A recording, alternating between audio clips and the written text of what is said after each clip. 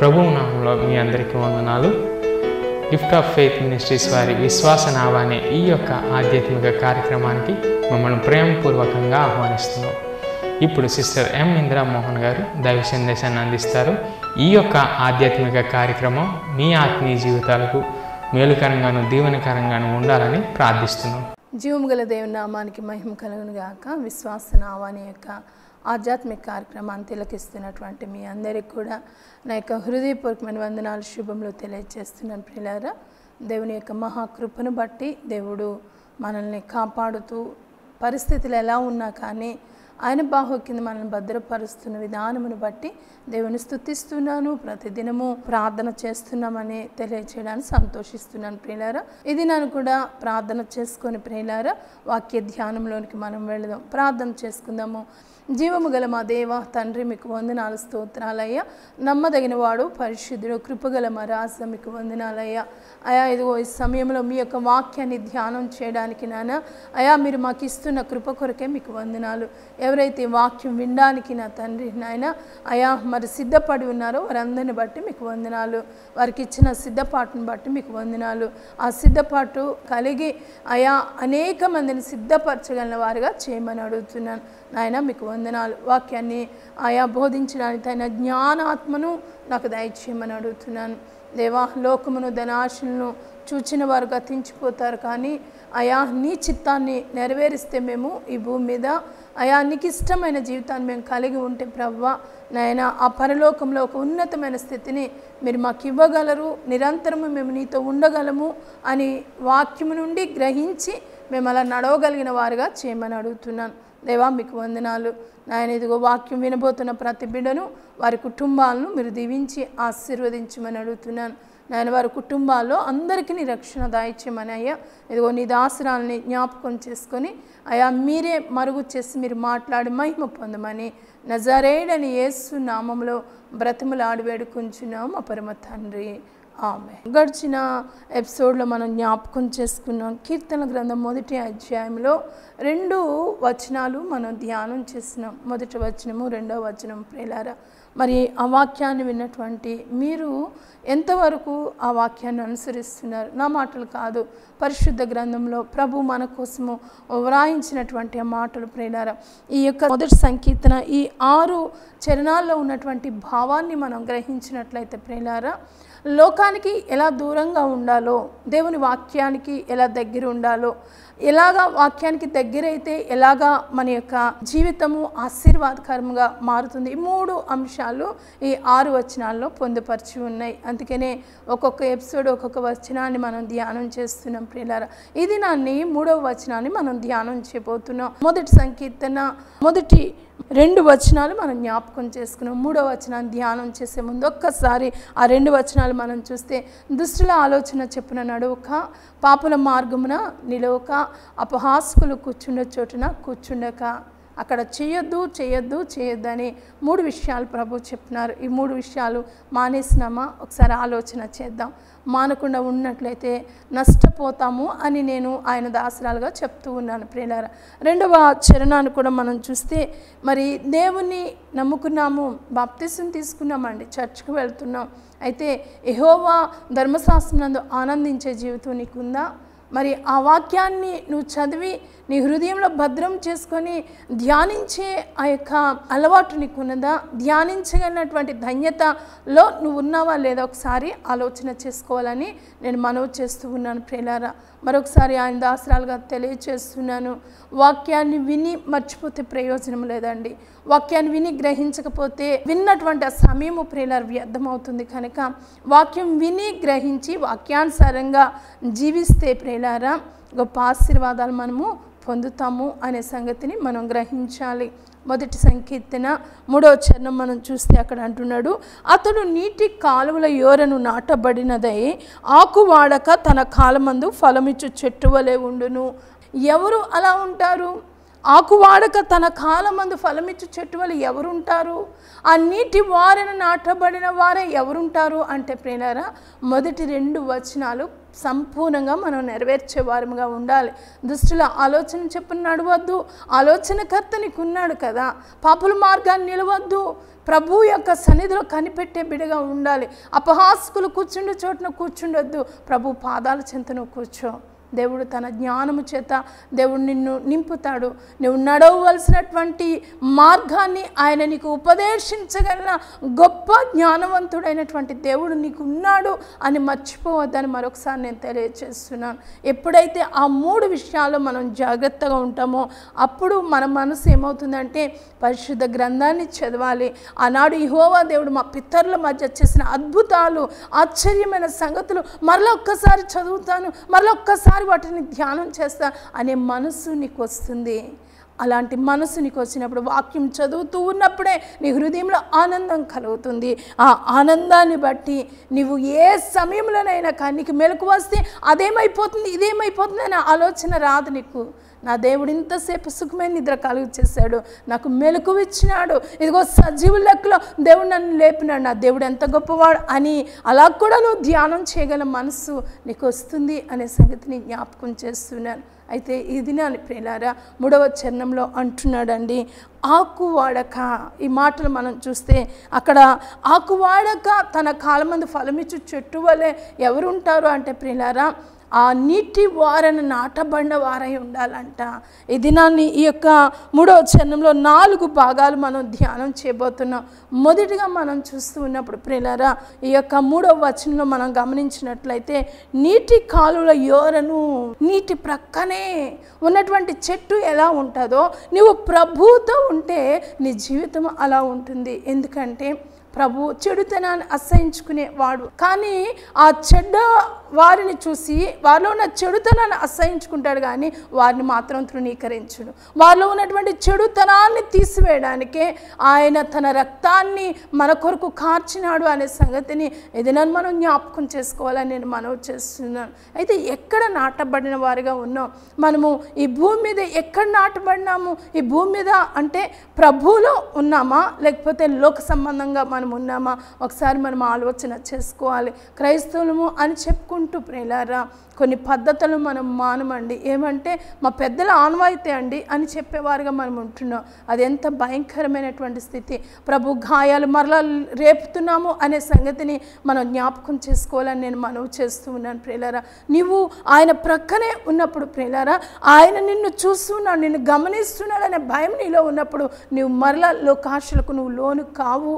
అంతేకాదు కానీ ఆయనలో ఉన్నప్పుడు నువ్వు బహుగా ఫలించగలవు అనే సంగతిని కూడా జ్ఞాపకానికి నేను తీసుకొని వస్తున్నాను. అందుకనే భక్తుడు చెప్తూ ఉన్నాడండి 46వ సంకీర్తన 4వ చరణాన్ని మనం చూస్తే, ఒక నది కలదు, దాని కాలువలు దేవుని పట్టణమును సర్వోన్నతిని మందిరపు పరిశుద్ధ స్థలమును సంతోషపరచుచున్నవి. ఏ నది అది? యేసుక్రీస్తు ప్రభు అనే జీవనది మనకున్నది ప్రియులారా. ఆయన జీవాధిపతి అని మనం జ్ఞాపకం చేసుకోవాలి. జీవ జలములు మనకు పంచి ఇచ్చినటువంటి గొప్ప జీవనది అయినటువంటి దేవుడు మనకున్నాడు ప్రియులారా. అందుకనే ఒక భక్తుడు రాసినాడు, జీవనదిని నా హృదయంలో ప్రవహింప చేయమయ్యా. జీవనది ఎవరండి? నీ జీవితాన్ని జీవింప చేయడానికి ఈ లోకంలో తన ప్రాణాన్ని సైతము మన కొరకు అర్పించినటువంటి జీవాధిపతి అయినటువంటి యేసుక్రీస్తు ప్రభువారే ఆ జీవనదికి సాదృశ్యంగా ఉన్నారు.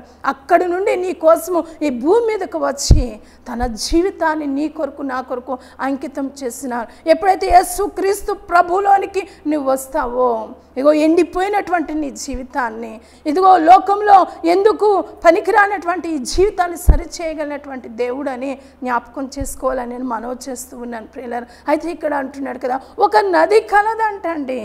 ఆ నది ఎక్కడి నుండి వచ్చిందంటే పరలోకముల నుండి మనలందరినీ బ్రతికించడానికి ఆ జీవ జలము అనే ఆ నది భూమి మీదకి మన కొరకు పంపబడింది. ఈ లోకంలో మనం చూస్తుంటే ప్రియులారా నదిలో మునిగితే పాపం పోతుంది అని అనుకుంటున్నారు. ఎంత అజ్ఞానంలో మానవులు ఉన్నారు ఒక్కసారి ఆలోచన చేసుకోవాలి ప్రియులారా. నదిలో మునిగితే పాపాలు పోవట్లేదండి. ఈ మధ్య దురదలు కూడా వస్తున్నాయి ప్రియుల. ఎంత భయంకరముగా మానవుడు అజ్ఞానంలో ఉన్నాడు ఒకసారి మనం గ్రహించుకోవాలని నేను మనవి చేస్తున్నాను. యేసు ప్రభుని నమ్ముకున్నానండి, ఆయనే దేవుడు. మరి ఆయనలో నువ్వు అంటుకట్టబడి ఉన్నావా? ఆయనతో నీ యొక్క జీవితాన్ని కలిగి ఉన్నావా? ఒకసారి ఆలోచన చేయాలని పరిశుద్ధ ఆత్మదేవుడి దినాన్ని మనకు తెలియచేస్తున్నాడు. అయితే ఇక్కడ మనం చూస్తున్నప్పుడు 46వ సంకీర్తన 4వ వచనాన్ని మనం చూస్తే అక్కడ అంటున్నాడు కదండి, సర్వోన్నతిని మందిరపు పరిశుద్ధ స్థలమును సంతోషపరుచున్నవి. ఎప్పుడైతే ప్రభుతో నీవు నేను ఉంటామో ఆ పరలోకమందున్నటువంటి తండ్రి అయినటువంటి దేవుడు మనల్ని బట్టి ఎంతగానో ఆనందిస్తాడండి.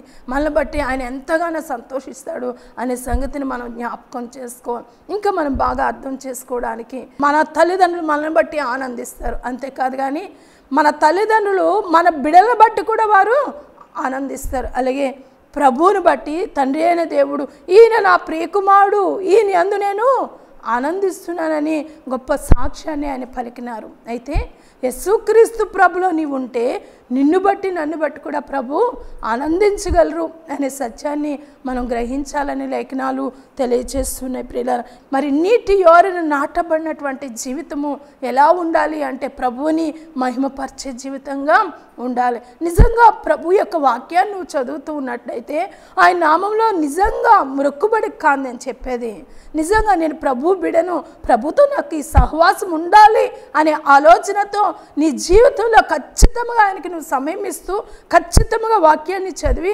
వాక్యానుసారంగా నువ్వు జీవించినట్లయితే నీ జీవితాన్ని బట్టి ప్రభు ఎంతగానో సంతోషిస్తారు. అందుకని చెప్తున్నాడు చూడండి, 37వ సంకీర్తన 4వ చరణము మనం చూస్తే ప్రియులారా అక్కడ అంటున్నాడు, యెహోవాను బట్టి సంతోషించుము, ఆయన నీ హృదయ వాంఛలను తీర్చును. నువ్వెవరిని బట్టి సంతోషించాలి? నీ భర్తను బట్టో నీ బిడ్డలను బట్టో కాదు. చాలామంది బిడ్డలను బట్టి సంతోషిస్తారు, కానీ ఆ సంతోషం పరిపూర్ణం కాదండి. యజమాని బట్టి సంతోషించొద్దని నేను అనట్లేదు తల్లి, సంతోషించండి, కానీ మొదటిగా ప్రభువుని బట్టి సంతోషించండి. నువ్వు నీ బిడ్డల బట్టి నీ యజమాని బట్టి సంతోషం పొందుతున్నావంటే వారిని ఎవరిచ్చారు నీకంటే ఆయన ఇచ్చినాడు. మొదటిగా ఆయన బట్టి సంతోషించు, తర్వాత నీ బిడ్డల బట్టి నీ యజమాని బట్టి నువ్వు సంతోషించేవారిగా మనం ఉండాలని దేవుడు తెలియజేసే మొదటి స్థానము దేవునికి ఇచ్చే జీవితాలు మనకు ఉండాలి ప్రియులారా. అందుకని ఇక్కడ అంటున్నాడు కదా, యెహోవాను బట్టి సంతోషించు. దేవుని బట్టి నువ్వు సంతోషించడం నేర్చుకుంటే ఆయన ఇంకా కూడా నీ హృదయ వాంఛలను ఆయన తీర్చగలిగిన సమర్థుడు. ఎప్పుడు దేవుని బట్టి సంతోషించగలమంటే దేవుని యొక్క వాక్యం మనలో ఉన్నప్పుడు ప్రియులారా, ఆ వాక్యాన్ని అనుసరించి మనం జీవిస్తూ ఉన్నప్పుడు పరిశుద్ధాత్మ దేవుడు మనలో గొప్ప ఆనందమును సంతోషమును అనుగ్రహిస్తాడు అనే సత్యాన్ని నేను గుర్తు చేస్తూ ఉన్నాను ప్రియులారా. యోహాను సువార్త 15వ అధ్యాయం 4వ వచనంలో అంటున్నాడు, ఏమని చెప్తూ ఉన్నాడు అక్కడ, నా యందు నిలిచియుండుడి, మీ యందు నేనును నిలిచియుందును. ప్రభువులో నీవు ఉన్నట్లయితే ప్రభు వాక్యాన్ని నువ్వు కనులతో చూస్తూ చదువుతూ దాన్ని హృదయంలోనికి తెచ్చుకుంటే ప్రభు నీలో ఉండడానికి ఇష్టపడతాడు. అందుకే ఆయన అంటున్నాడు, నా యందు నిలిచియుండుడి. పలానా సమయానికి నేను ప్రార్థన చేసుకోవాలి, పలానా సమయానికి వాక్యము చదవాలి, కానీ ఇవి గుర్తుండవండి. పలానా సమయానికి టీ తాగాలి కదండి, పలానా సమయానికి భోజనము చేయాలి, పలానా సమయానికి సీరియళ్ళు చూడాలి. ఇవి మాత్రము అస్సలు మర్చిపోమండి మనం. ఎందుకంటే మానవుని కన్నా మరి సాతాను చాలా బలమైన వాడు. వాని కార్యాలన్నీ కూడా మనతో చక్కగా చేయిస్తాడు. ఈ శరీరము వాని యొక్క మాటకు బాగా లోబడిపోతుంది. ఆకలేస్తుంది, పొట్టుకి అన్నం తినేయాలి. ఇవన్నీ శరీర సంబంధమైనవి ప్రియులారా. ఆహారం తినొద్దని నేను అనట్లేదు, కానీ దేవుని మహిమపరిచిన తర్వాతే ఏదైనా దేవునికి మొదటి స్థానం ఇచ్చేవారిగా మనం ఉండాలి. ఎందుకు నేను ఈ మాట చెప్తూ ఉన్నానంటే ఆయన లేనిదే మనం లేం ప్రియులారా. ఆయన శ్వాస నిశ్వాసమును వెనక్కి తీసుకుంటే మనం ఏమైపోతామండి ఒక్కసారి. యోబు గ్రంథము 34వ అధ్యాయం 14వ వచనము, ఆయన తన మనసు తన మీదనే ఉంచుకొని ఎడల తన శ్వాస నిశ్వాసములను తన యొద్దకు తిరిగి తీసుకునే ఎడల శరీరులందరూ ఏకముగా నశించుదురు, నరులు మరలా ధూళి అయిపోతారంట. అందుకే నేను చెప్తున్నాను, దేవుని కన్నా ఏది ఎక్కువ కాదు. ఎందుకంటే ఆయన త్వరగా రాబోతూ ఉన్నాడు. మన హృదయంలో ఆయనకి స్థానం ఇచ్చి ఆయన నమ్మకంగా మనం ఆరాధన చేద్దాం. బిడ్డలు రక్షింపబడలేదా? యజమాని రక్షింపబడ్డ ప్రార్థన చేయి, కానీ నీ విశ్వాసాన్ని పోగొట్టుకోదు. చాలాసార్లు మన జీవితంలో ఏమవుతుందంటే బిడ్డలు సరిగ్గా లేకపోతే, యజమాని సరిగ్గా లేకపోతే ప్రార్థన మనం నిర్లక్ష్యం చేస్తాం, మరి దేవుని ఆరాధించడము నిర్లక్ష్యం చేస్తాం. మన ఆత్మీయమైన జీవితాన్ని పోగొట్టుకోకూడదు. మన ఆత్మీయమైన జీవితంలో బలం పొందుకుంటూ వారి కోసం ప్రభు సన్నిధిలో ప్రార్థించేవారుగా మనం ఉండాలి. అప్పుడే మన పక్షముగా ఆయన ఉండి ప్రియులారా నీకు విరోధముగా రూపింపబడిన ఏ ఆయుధము వర్ధిల్లదు అని ప్రభు నీ పక్షముగా ఉండి ఆయన యుద్ధము చేస్తాడు. ఆయన నీ పక్షముగా ఉన్నప్పుడు నీకు విరోధి ఎవరు? ఒకవేళ కుటుంబంలో విరోధత్వం కలిగినా కానీ ప్రభు నీతో ఉన్నప్పుడు నీకు మంచి అవగాహన మనసు దేవుడిచ్చి ధైర్యపరుస్తూ, దుఃఖము రాదని నేను చెప్పట్లే, వస్తుంది దుఃఖము, కానీ ఆ దుఃఖాన్ని దేవుడు ఏం చేస్తాడంటే సంతోషముగా మార్చగలడు. అయితే ఇది నా వాక్యం వింటున్నాం, మనం ఎక్కడ నాటబడినాము? నీటి యోరన నాటబడినదై. చాలాసార్లు మనము ఈ పశ్చిమ గోదావరి జిల్లాలో ప్రయాణం చేస్తున్నప్పుడు కాలువలు ఉంటాయండి, అటు ఇటు చెట్లు ఉంటాయి. ఆ కాలువ పక్క నుండి వెళ్తుంటే ఒక్కొక్కసారి చల్లటి గాలి వేస్తూ ఉంటుంది కదండి. అక్కడ ఎవరైనా బస్సు ఆపి ఎప్పుడైనా డ్రైవర్ నీళ్ళు పోసాడండి ఆ మొక్కలకి, కానీ ఆ కాలువలో ఉన్నటువంటి నీటిని ఆ వేరులు పీల్చుకోవడం ద్వారా ఆ యొక్క మొక్కలు చక్కగా ఎదిగి మానవులకు ఎంతగానో ఉపయోగకరంగా ఉంటున్నాయి. మరి దేవుని బిడగా నువ్వు వాక్యానుసారంగా జీవిస్తూ నశించిపోతున్నటువంటి వారికి నువ్వు మాదిరికరంగా ఉంటున్నావు. ఒక్కసారి ఆలోచన చేయాలి. ప్రభువులో ఉండినటువంటి బిడగా నువ్వు ఉన్నట్లయితే ఇతరులకు నువ్వు దీవెనకరంగా ఆశీర్వాదకరంగా ఉంటావని లేఖనాలు తెలియచేస్తున్నాయి ప్రియుల.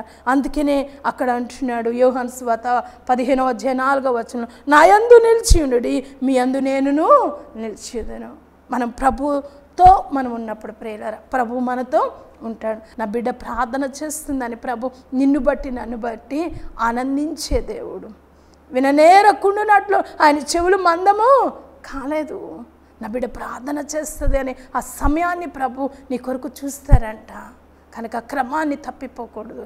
ఆయనలో నీవు ఉన్నట్లయితే నువ్వు క్రమముగా ఉంటావనే సంగతిని నేను గుర్తు చేస్తున్నాను ప్రియులారా. 3వ చరణంలోనే 2వ భాగానికి మనం వచ్చినప్పుడు ప్రియులారా మొదటిగా మనం చూస్తున్నాము నీటి కాలువల యోరను అనే మాటను.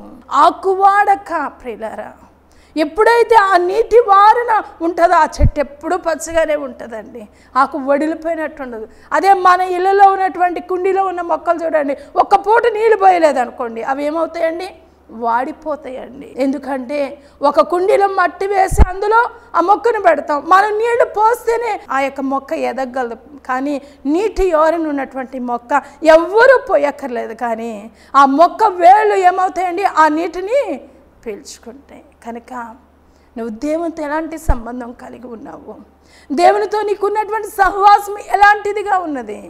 ఒక ఆదివారం దేవునితో సహవాసం, మిగిలిన దినాలన్నీ లోకంతో సహవాసం అయితే నీ ఆత్మీయమైన జీవితంలో ఏమాత్రము ఎదుగుదల లేని దానివే అని నేను మనవి చేస్తున్నాను ప్రియులారా. ప్రతి దినము ఆయనతో నువ్వు సహవాసం చేసినప్పుడు నీవు ఫలించే చెట్టుగా ఉంటావు, నువ్వు వాడిపోయే బిడగా ఉండవు. నువ్వు ఆ మాటను మనం జ్ఞాపకం చేసుకున్నట్లయితే యెహెజ్కేలు గ్రంథము 47వ అధ్యాయం 12వ వచనం మనం చూస్తే, నదీ తీరమున ఇరు ప్రక్కల ఆహారం ఇచ్చు సకల జాతి వృక్షములు పెరుగును. నదీ తీరమున ఆ కాలువ పక్కన ఉన్నటువంటి చెట్టు ఎవరైనా నరికి కొమ్మ పక్కన పడేస్తే వాడిపోతుందేమో, కానీ చెట్టు ఆకులు మాత్రము వాడవు. ఎందుకంటే నిత్యము ఆ ఏటి నీళ్లు ఈ యొక్క ఏరులు ఏమవుతాయండి?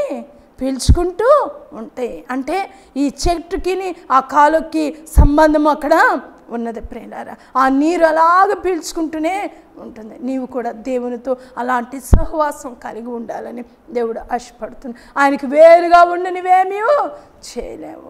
ఒక చక్కటి అందమైన పువ్వులు కలిగిన కొమ్మను తీసుకొని వచ్చి మనము ఇంటికి తెచ్చేలోపు అది ఏమైపోతుందంటే వాడిపోతుంది ప్రియులారా. కనుక నీకు ప్రభుకి చక్కటి మరి సహవాసం ఉండాలని దేవుడు ఆశపడుతున్నాడు. అందుకే ఆయన ఈ భూమి మీదకి నీ కోసమే ఆయన దిగి వచ్చిన దేవుడు అని జ్ఞాపకం చేస్తూ ఉన్నాను ప్రియులారా. అయితే అక్కడ మనం చూస్తున్నప్పుడు వాటి ఆకులు వాడిపోవు, వాటి కాయలు ఎప్పటికీ రాలవంట. ఆకులు వాడిపోవడమే కాదు, కాయలు కూడా రాలవంట ప్రియులారా. ఇది నాని ప్రార్థనా ఫలం ఉందనుకోండి, రేపటికి మాయమైపోద్ది చుట్టాలు వస్తే కదండి. ఏమండి మేము కుటుంబ ఆరాధన చేసుకుంటామండి, రేపు దినాన ఆ టైంకి వెళ్ళండి, మీరు కుటుంబ ఆరాధన పక్కన పెట్టేస్తారు, మనతో మాట్లాడతారు వాళ్ళు. అది క్రమం కాదు. దేవునికి ఇచ్చిన ఆత్మీయమైన ఫలాల్ని ప్రభు కొరకు వాడడము ఆశీర్వాదం అనే సంగతిని నేను గుర్తు చేస్తూ ఉన్నాను. ప్రేమ మనకున్నటువంటి క్రమాన్ని మనం విడిచిపెట్టము. ఎప్పుడు అంటే నీటి యోరని నాటబడితే ఆకు వాడక ప్రభు ఎప్పుడు వచ్చినా కానీ నేను రెడీ అని చెప్పగలిగిన వారుగా మనం ఉంటామనే సంగతిని నేను గుర్తు చేస్తూ ఉన్నాను. ప్రియుల 47వ అధ్యాయమే 12వ వచనంలో తర్వాత భాగాన్ని మనం చూస్తే అంటున్నాడు, ఈ నది నీరు పరిశుద్ధ స్థలములో ఉండి పారుచున్నది కనుక ఆ చెట్లు నెల నెలకు కాయును, వాటి పండ్ల ఆహారమునకును వాటి ఆకుల ఔషధమునకును వినియోగించును. నీ మాట, నీ చూపు, నీకున్నటువంటి ఆ యొక్క దైవికమైన లక్షణాలన్నీ అనేక మందికి ఉపయోగకరంగా ఉండాలి. ఆ ఆకులు అంటే వైద్యానికి పనిచేస్తాయంట, పండ్లు ఆహారానికి పనిచేస్తాయంట. మరి నీ విశ్వాసము, నీ ప్రార్థనా జీవితము, నీ ఉపవాస జీవితం నీ కుటుంబానికి కానీ నీ సంఘానికి కానీ ఆశీర్వాదకరంగా ఉంటుందా? ఒకసారి ఆలోచన చేయి. యెషయా గ్రంథం 58వ అధ్యాయం చదవండి. దేవునికి ఇష్టమైన ఉపవాసం ఏంటి? అది మనం కలిగి ఉండాలి ప్రియులారా. ఎప్పుడైతే అది మనం కలిగి ఉంటామో అక్కడ అంటాడు యెషయా గ్రంథము 58:10 అంటాడు, అప్పుడు ఆయన నేను ఉన్నాను అంటాడు. అంటే ఎప్పుడు ఆయనకి ఇష్టమైనటువంటి ఉపవాసాన్ని కనుక నీవు నేను చేస్తే, ఆయనకి ఇష్టమైనటువంటి జీవితాన్ని కనుక నీవు నేను జీవిస్తే అని అంటాడంట, నేనున్నాను అంటాడంట. నీవు నేను మొరపెడితే ఒక ఆదివారం ఆయనకి ఇష్టంగా 3 గంటలు కదలకుండా మెదలకుండా కూర్చొని మిగిలిన వారం అంతా కూడా ప్రియులారా లోక సంబంధమైన వారిగా ఉన్నట్లయితే ఆయనకి ఇష్టమైన జీవితాన్ని జీవిస్తున్నాను అనే భ్రమలో నువ్వు ఉంటున్నావేమో ఒకసారి పరీక్షించుకోమని నేను మనవి చేస్తూ ఉన్నాను ప్రియులారా. అయితే అక్కడ చెప్తూ ఉన్నాడు కదా, ఆ యొక్క పండ్లు ఆహారమునకు, ఆకులు ఔషధమునకును వినియోగించబడును. నీ కన్నీటి ప్రార్థన అనేక మంది మార్పు కలుగు చేస్తుందా? నీ యొక్క ప్రార్థనా జీవితము అనేక మందికి ఆశీర్వాదకరంగా ఉంటుందా? నీ మాటలు అనేక మందిని బలపరిచేవిగా, ధైర్యపరిచేవిగా ఉంటున్నాయా? చాలామంది మాటలతో బలపరుస్తారండి, క్రియల దగ్గరికి వస్తే ఏమీ ఉండదు. మన మాటలు ఇతరులు బలపరుస్తున్నాయి అంతే. వారికి సహాయం చేయవలసి వస్తే ఏమో ఉండట్లేదేమో. ఒకసారి ఆలోచన చేద్దాం. ప్రభువారు మాటలు చెప్పలేదండి, కార్యాలు జరిగించినారు. ధైర్యంగా ఉండు అని చెప్పేసి ఆయన చాలాసార్లు చెప్పారు, కానీ ధైర్యం గల ఆత్మను వారిలోనికి పంపించినారు. మాటే కాదు, క్రియలు కూడా మనలో ఉండాలి ప్రియులారా. కనుక క్రియలు లేని విశ్వాసము మృతము. నీకు విశ్వాసం ఉంటే క్రియలు లేకపోతే అవి వ్యర్థమైపోతాయి. నువ్వు ఎక్కడ ఉన్నావు ఒకసారి ఆలోచన చేయాలని పరిశుద్ధాత్మ దేవుడి దినాన్ని తెలియజేస్తూ ఉన్నాడు ప్రియులారా. ఆ 3వ చరణంలో మొదటిగా నీటి యోరన నాటబడినదై అనే మాట ధ్యానం చేసినాం. రెండోది ఆకువాడక అనే మాటను ధ్యానం చేసినాం. మూడవదిగా మనం చూస్తే ఎప్పుడైతే ప్రియులారా ఆకువాడక ఉంటుందో ఆ ఆకువాడనటువంటి చెట్టు ఏమవుతుందంటే తగిన సమయమందు దానికి ఇవ్వబడినటువంటి ఆ ఋతువుల్లో దాని ఫలాలు అది కాస్తుంది ప్రియులారా. మరి నా జీవితం ఎలా ఉంది? కృపాకాలంలో మనం ఉన్నాం. ఈ కృపలో మనం ఉండి మనం ఫలించేవారిగా ఉన్నట్లయితే ఈ ఫలాన్ని పరలోక రాజ్యంలో నిరంతరమైన అలంకరిస్తాడంటండి. ఆయన ప్రక్కనే మనకి స్థానము ఇస్తాడంటే ఎంత గొప్ప సంగతి ప్రియులారా. ఇది నాని పరిశుద్ధాత్మ దేవుడు నీతో నాతో మాట్లాడుతున్నాడు. ఏమని చెప్తూ ఉన్నాడంటే ఒక కాలం రాబోతుంది, ప్రభు వచ్చే సమయం రాబోతూ ఉంది. ఆ కాలమందు నీవు ఫలించి ప్రభుతో వెళ్ళగలిగిన స్థితి నీకు ఉండాలి. ఎప్పుడు ఆయనతో నీవు ఉంటే ఆయన కొరకు ఈ లోకంలో ఆకువాడక నీరసించిపోక ఆయన కొరకు నువ్వు జీవిస్తూ ఆయన వచ్చినప్పుడు నువ్వేమవుతావంటే ఎత్తబడే గుంపులో నువ్వు ఉండగలవు. అందుకని భక్తుడు చెప్తున్నాడు, ఇర్మియా గ్రంథం 17వ అధ్యాయం 8వ వచనం చూస్తే, వాడు జలముల యొద్ద నాటబడిన చెట్టు వలె నుండును, అది కాలువల వారును దాని వేళ్ళు తన్నును, వెట్ట కలిగిను దానికి భయపడదంటండి. ఎలాంటి పరిస్థితి వచ్చినా కానీ నా దేవుడు నాకున్నాడు. ఇది నన్ను ఒక మాట చెప్తున్నాను నేను ప్రేనారా. దేవుని చిత్తమే మన జీవితంలో జరుగుతుంది. ఎంత ఇదే అయినా కానీ నేను అంటున్నాను. అందుకనే దేవుడు నాకు నేర్పించినటువంటి ఆత్మీయమైన సత్యం ప్రేనారా, దేవుని యందు నిజంగా నువ్వు భయభక్తులు కలిగి ఉంటే నా ప్రభు ఎలా జీవింపచేస్తే అలా జీవిస్తాను అనే మనసే ఉంటుంది. కానీ ప్రభా నేను ఇలాగ ఉండాలి, నువ్వు ఆయనకి సలహాలు ఇచ్చే బిడగా ఉండవు. ప్రభా నీ ఉపదేశాన్ని నాకు ఇవ్వయ్యా, అయ్యా నాకు తెలియచేయ్యా. నా ఎదుటిన్న మార్గం నాకు కరెక్ట్గానే ఉంటుంది, కానీ చివరికి మరణానికి వెళ్ళిపోతానేమో ప్రభువా. దేవా నన్ను సరి అయిన త్రోవలో నడిపించండి. దావీదు మహారాజు అంతకే అంటాడు కదండి, నీకు ఆయాసకరమైన మార్గం నా ఎందున్నదేమో చూడుము, నిత్య మార్గమున నన్ను నడిపించుము. నా నోటి మాటలు నా హృదయ ధ్యానము మీ దృష్టికి అంగీకారముగా చేయము. ఎప్పుడైతే ప్రభువు యొక్క వాక్యానికి విలువిచ్చి వాక్యాన్ని చదువుతూ ధ్యానం చేస్తాము ప్రియులారా, అప్పుడు మనము అన్నిటి వారన ఉన్న మొక్క వలె ఉంటాము, ఆకు వాడకుండా ఉంటాం ప్రియులారా. తగిన కాలమంది ఏమవుతాము, ఫలించే చెట్టు వలె ఉంటాం. ప్రసంగి గ్రంథం 3వ అధ్యాయంలో అంటాడు కదండి, ప్రతిదానికి సమయము కలదు, ఆయన వచ్చే సమయం అయిపోతుంది ప్రియులారా, చాలా దగ్గరగా ఉంది. ఆ సమయంలో ఆయనతో పాటు నువ్వు వెళ్ళాలి అంటే నువ్వెలా ఉండాలి, ఆకువాడక తన కాలమందు ఫలం ఇచ్చి, ఆయన కృపాకాలం అంతమైపోయింది అంటే ప్రభు వచ్చేస్తాడు. అప్పుడు నువ్వు రెడీగా ఉంటే ఆయనతో పాటు వెళ్ళగలవు. అందుకనే భక్తుడు ఇక్కడ చెప్తుండు, వర్షం లేని సంవత్సరం నా చింతన ఉండదు, కాపు మానదు. ఒకవేళ నీ దైవజనుడు ఆ వారము లేకపోయినా కానీ, ఒకవేళ దైవజనుడు నీ ఇంటికి ఆ దినాన్ని రాకపోయినా కానీ, ఆయన చెప్పిన మాటలు నువ్వు నెమ్మరు వేసుకుంటూ నువ్వెంతగానో ధైర్యంగా ఉండగలవు. కానీ ప్రస్తుతం లోకంలో ఎవరైనా ఎప్పుడైనా ఎవరికైనా శ్రమ కలిగితే దైవజనుడు రాలేకపోతే ఆయన రాలేదు, గుడి మానేద్దాం అంతే. లేరండి ఇలాంటి వారు. ఒకవేళ అలాంటి వారు ఎవరన్నా ఉంటే నేను చెప్తున్నాను, అది ఆత్మానుసారమైన జీవితము కానే కాదు. సేవకుల మీద అలక్కండి దయచేసి. దేవుడు మీకును ఆయనకు మధ్యలో ప్రతినిధులుగా ఆయన వారిని పెట్టినాడు కనుక వారికి లోబడి ఉండండి. మీరు దేవుడు మిమ్మల్ని బహుగా దీవిస్తాడు. ఎప్పుడైతే ప్రియులారా మనము దేవునితో అంటుకట్టబడిన అనుభవం ఉంటామో తగిన కాలమందు మనము ఫలిస్తాం ప్రియులారా. ఈ యొక్క భూమి మీద ఆయన ఉగ్రత దిగి వచ్చినప్పుడు కూడా మనము దేవునితో వెళ్ళిపోతాం తప్పించి ఇక్కడ శ్రమలు మనము అనుభవించినటువంటి వారిగా ఉంటాము.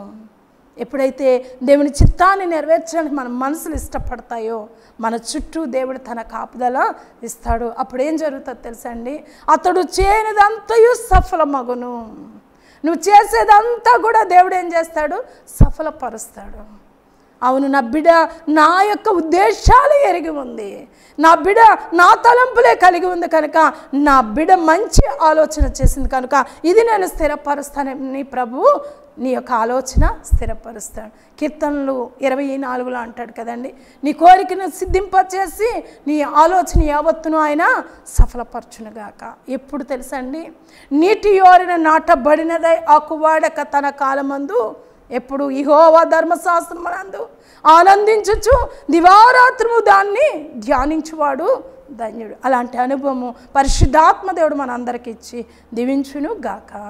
ఆమేన్. ప్రార్థన చేసుకుందాం. దయగల మా తండ్రి, ప్రేమగల నాయన, మీకు వందనాలు.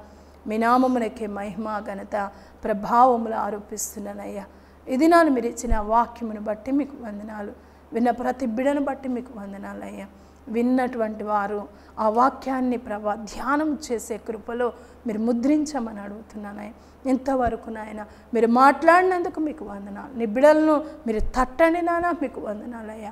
నీ బిడలను వాక్యానుసారంగా జీవింపచేయమని, నీ కృపలతో నింపమని నాన్న, ఇది నా ఆశీర్వాదంతో నింపమని, మహిమా ఘనత ప్రభావములు మీరే పొందుకొనమని నజరేయుడైన యేసు నామములో బ్రతిమలాడి వేడుకొంచున్నాము పరమ తండ్రి. ఆమేన్. ఈ ఆధ్యాత్మిక కార్యక్రమం మీ ఆత్మీయ జీవితాలకు మేలుకరంగా ఉన్నట్లయితే మీ అనుభవాలను మాతో పంచుకోండి. మీ ప్రార్థన అవసరతల కొరకు మమ్మల్ని సంప్రదించండి. మా చిరునామా gift of faith ministries, sister Indira Mohan, faith church, housing board colony, Lala Cheruvu, Rajahmundry. మా ఫోన్ నంబర్స్ 0883244932, మా మొబైల్ నంబర్ 944160965.